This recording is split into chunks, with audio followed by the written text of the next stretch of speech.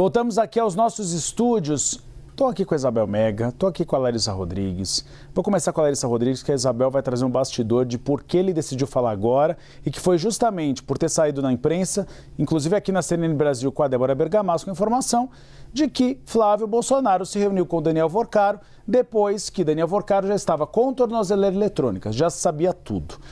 Larissa Rodrigues, ele explicou que, na verdade, gostaria de colocar um ponto final nesse caso. Que ele gostaria de dizer, olha, não sabia que você estava tão enrolado, apesar de o Brasil inteiro já tinha ciência de que o Banco Master não estava numa situação muito boa e que Daniel Vorcaro era investigado, mas que queria explicar o seguinte, ó, não vamos mais utilizar esses recursos, é um ponto final na nossa relação.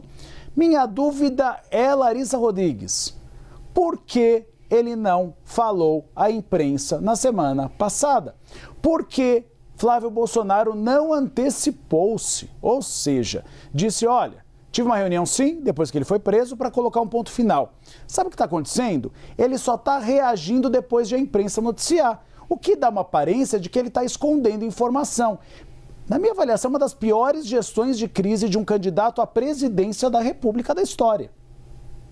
E precisava ir pessoalmente? Eu estou recebendo a mensagem isso agora de algumas pessoas que participaram dessa reunião, que era esse grande questionamento. Se ele tinha intenção de dar um ponto final à relação comercial, que ele insiste em dizer, com Vorcaro, o porquê ir pessoalmente e dar, abertura para todos os questionamentos de encontrar com uma pessoa que tinha sido ali presa e que naquele momento estava comandando, digamos assim, o grande escândalo, já naquele momento já era um escândalo, que era o caso Master, e também estava com uma tornozeleira eletrônica. Esse é o primeiro questionamento que teria sido feito a ele durante esta reunião no PL e que seguiria, segundo a fonte com quem eu estou conversando agora, ainda sem uma resposta por parte do pré-candidato. E aí eu venho com o que você nos traz, Uribe, do quanto já havia uma expectativa de que ele falasse com a imprensa depois, claro, desta reunião, que eles conseguissem organizar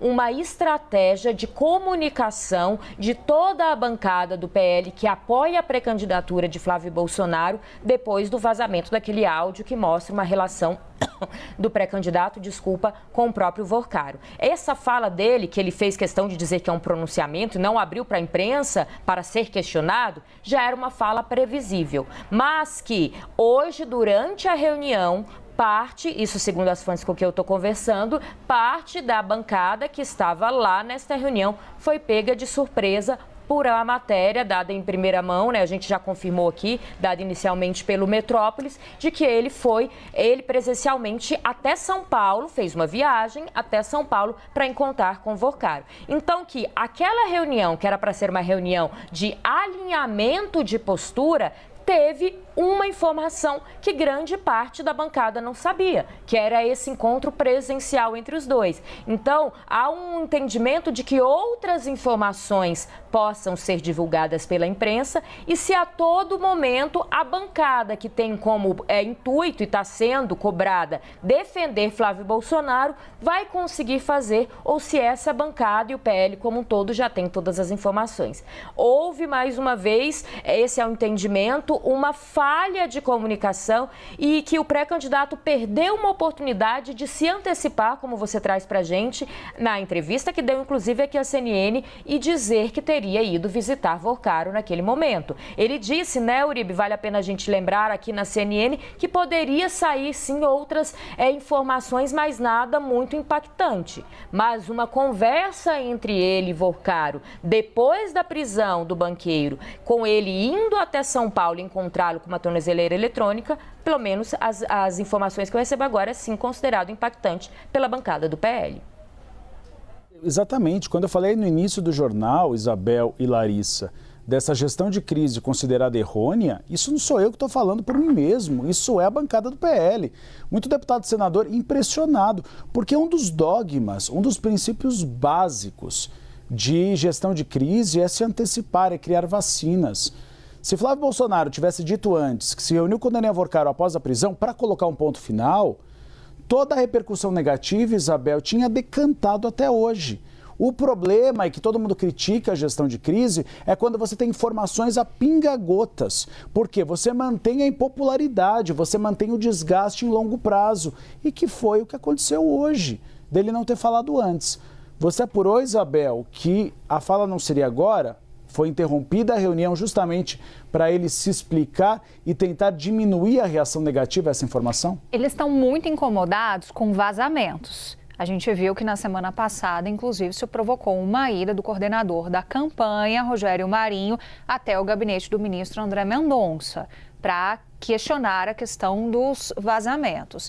Então, quando essa informação saiu, primeiramente no Metrópolis, depois confirmada pela CNN Brasil, pela apuração da Débora Bergamasco, isso imediatamente já repercutiu entre os parlamentares que estavam presentes. E aí eles começaram a discutir sobre como que isso já tinha sido vazado, sendo que Flávio Bolsonaro tinha acabado de fazer essa menção durante a reunião com os parlamentares, com a bancada da Câmara e do Senado, com esse verniz de dar transparência de que tinha se encontrado mais uma vez com Daniel Worcaro nesse episódio em São Paulo, depois da primeira vez que o ex-banqueiro do Master foi preso. O que eles fizeram, segundo a minha apuração de momento, Uribe? Eles interromperam a reunião, ficou um momento resumido até como um pouco dramático entre Flávio, os parlamentares e os outros presentes na reunião, e aí Flávio desce e faz essa fala junto à imprensa. A fala por si só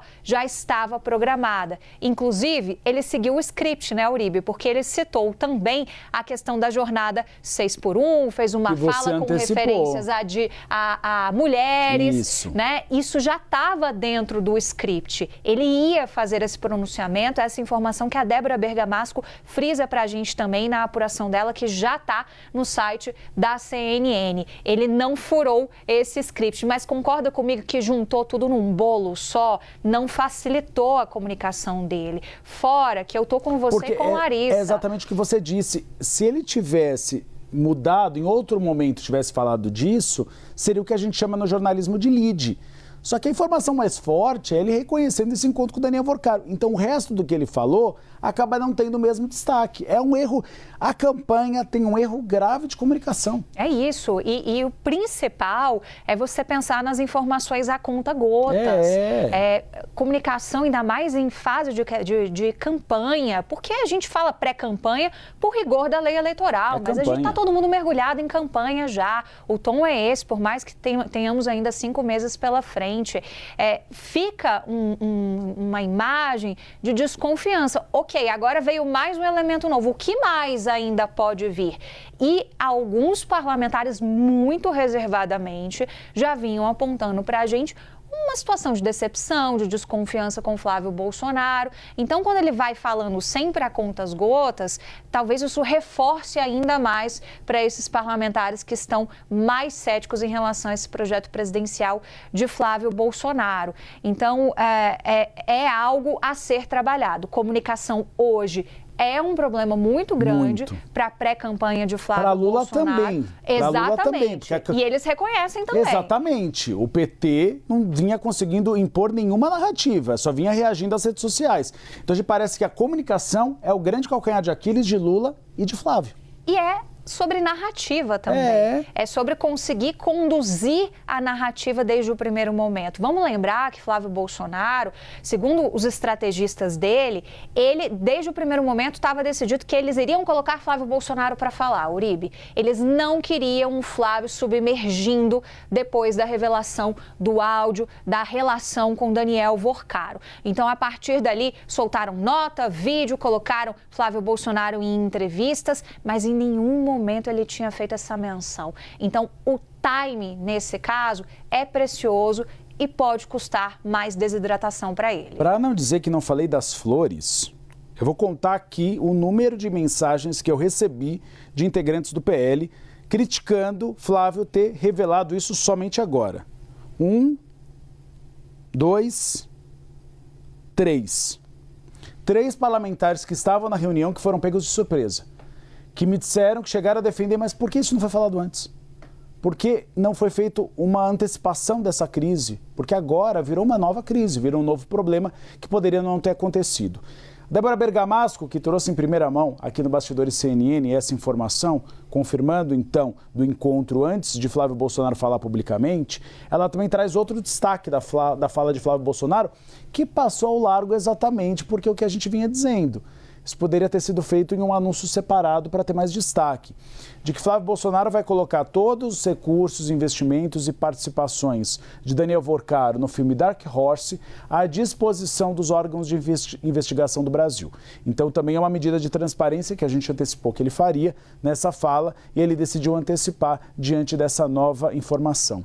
E só mais um detalhe. Claro. A confirmação do que a gente trouxe aqui antes da fala dele, da exibição do trailer do filme, isso. com o repercute dele dizendo que o pessoal gostou. Será? Vamos ver, né, se o povo brasileiro também vai gostar. É um investimento maciço, né? Investimento de filme hollywoodiano. Vamos ver se isso se também reproduz na tela.